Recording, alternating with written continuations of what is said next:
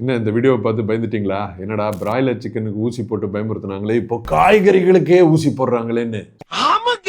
Social மீடியால எந்த reels உண்மை இல்லைன்னு உங்களுக்கு தெரியணும்னா ஃபாலோ பண்ணிக்கோங்க. காய்களுக்கும் பழங்களுக்கும் அது எப்போ அது வேறு மண்ணில் இருக்கோ ஊசி போட்டு அதுக்கு மருந்தோ நியூட்ரிஷனோ கொடுக்க முடியாதுங்க. ஏன்னா காய்களுக்கு நம்ம மனுஷனுங்களை மாதிரி மசில் கிடையாது.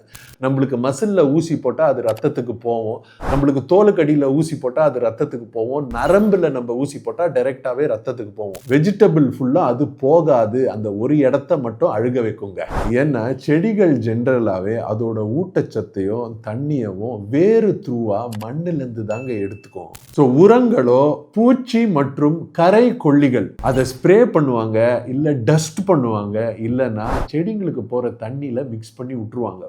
ஒரு காய்க்கும் பழத்துக்கும் போய் ஊசி போட்டுட்டு இருக்கணும்னா எவ்வளோ கஷ்டமான விஷயம். ஸோ இந்த ரீலு உங்களை பயமுறுத்துறதுக்காகவே சோஷியல் மீடியாவில் போட்டது. பிளான்ட்டை வளர வைக்கிறதுக்கு சில ஹார்மோன்ஸ் இருக்கு, அந்த ஹார்மோன்ஸை கூட ஸ்ப்ரே தாங்க பண்ணணும், ஊசியாக போட மாட்டாங்க. நீங்கள் இந்த ரீலை பார்த்து உண்மையாகவே பயந்தீங்களா, இல்லைனா இது சும்மா நம்மளை பயமுறுத்துறதுக்கு தான் போட்டிருக்காங்கன்னு நினச்சிங்களா? கீழே கமெண்ட்ஸில் சொல்லுங்கள்.